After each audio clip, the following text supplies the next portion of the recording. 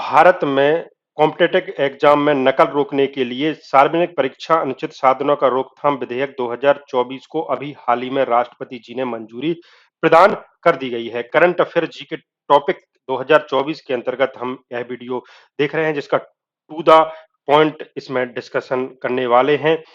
देखिए, ये जो सार्वजनिक परीक्षा अनुचित साधनों का रोकथाम विधेयक 2024 है, आपके विभिन्न प्रतियोगी परीक्षाएं जिसमें जीके यानी सामान्य ज्ञान के क्वेश्चन पूछे जाने हैं, उसके लिए महत्वपूर्ण है।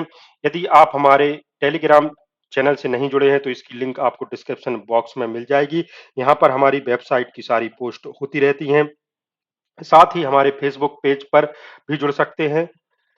हमारी वेबसाइट है, यहाँ पर पीडीएफ और अन्य चीजें आपको बहुत सारी हमारे यूट्यूब चैनल और फेसबुक चैनल के अतिरिक्त मिल जाएंगी career-academy.com पर। तो आइए स्टार्ट करते हैं हम सार्वजनिक परीक्षा अनुचित साधनों की रोकथाम विधेयक 2024। देखिए, 15 फरवरी वो दिन है जो कि महामहिम राष्ट्रपति द्रौपदी मुर्मू जी ने सार्वजनिक परीक्षा अनुचित साधनों की रोकथाम विधेयक 2024 को अपनी सहमति प्रदान कर दी गई है। यानी भारत के राजपत्र में यह कानून बन चुका है और अभी हाल ही में संपन्न बजट सत्र में संसद के दोनों सदनों द्वारा पारित होने के बाद क्रियान्वयन के लिए कानून को मंजूरी मिल गई है, यानी ये लागू हो गया है। राष्ट्रपति की अनुमति मिलने के बाद यह कानून बन गया है, पूरी तरीके से कानून बन चुका है।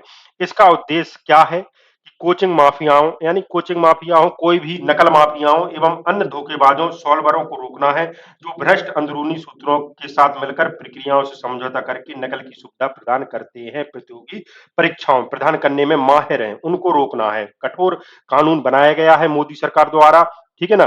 तो इसका जो उद्देश्य है, देखिए, जब हम चाहे तो आपके एमपीपीएससी का मेंस एग्जाम हो, चाहे यूपीएससी का हो, कोई सा भी एग्जाम हो, कुछ ऐसे पॉइंट हमें ढूंढने होते हैं कि जो हमेशा अलग अलग टॉपिक में काम आते हैं। तो जैसे आपने देखा कि सार्वजनिक परीक्षा मानो, ये तो 15 फरवरी यदि आप लिख देते हैं तो ये बहुत ही, ये तो देखिए, चाहे आपका कोई भी जीके का क्विज पूछें उसमें आ सकता है। लेकिन यदि आप ये डेट आपको ध्यान है तो आप यहाँ से यहाँ तक आप कुछ भी लिख सकते हैं। ये उद्देश्य, इसका उद्देश्य जो है वो आप अपने हिसाब से भी बनाकर लिख सकते हैं। हमारे कहने का मतलब ये है, ठीक है ना। तो अगले पॉइंट पर हम चलते हैं कि सार्वजनिक परीक्षा अनुचित साधनों की रोकथाम विधेयक 2024 को 6 फरवरी 2024 को लोकसभा में पास किया गया। वहीं ये जो विधेयक है राज्यसभा में 9 फरवरी 2024 को पास किया गया।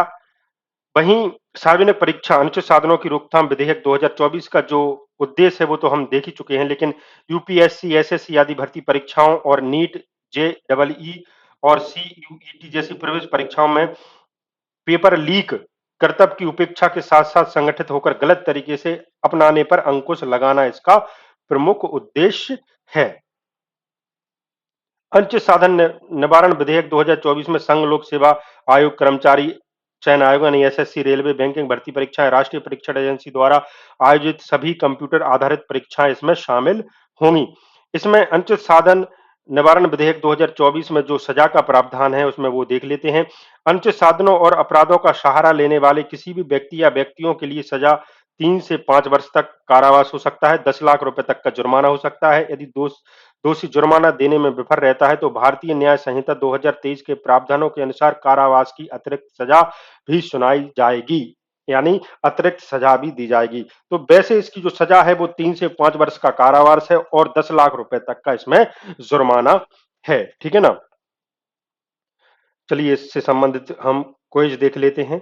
तो आपको बताना है कि राष्ट्रपति द्रौपदी मुर्मू जी ने सार्वजनिक परीक्षा अनुचित साधनों की रोकथाम विधेयक 2024 को अपनी सहमति कब प्रदान की है। तो आपने ये यदि वीडियो देखा है तो आप तुरंत की तुरंत इसका आंसर बता देंगे कि 15 फरवरी 2024 को राष्ट्रपति द्रौपदी मुर्मू जी ने सार्वजनिक परीक्षा अनुचित साधनों की रोकथाम विधेयक 2024 को अपनी सहमति दे दी है।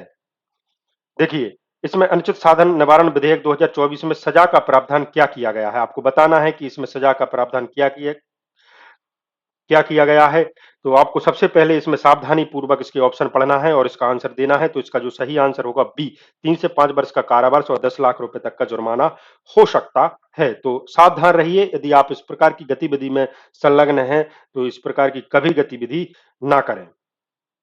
चलिए, तो ये वीडियो आपको अच्छा लगा हो तो आप लाइक कर सकते हैं हमारे वीडियो को, शेयर भी कर सकते हैं और हमारे चैनल को सब्सक्राइब नहीं किया है तो सब्सक्राइब भी कर सकते हैं। इस प्रकार के वीडियो हम आपको लेते आएँगे, लेते रहेंगे, जिससे कि आपकी चाहे प्रतियोगी परीक्षा हो या फिर आपको ये जानकारी हो, मिलती रहे। जुड़े रहिए हमारे इस वीडियो के माध्यम से और इस चैनल के माध्यम से। धन्यवाद।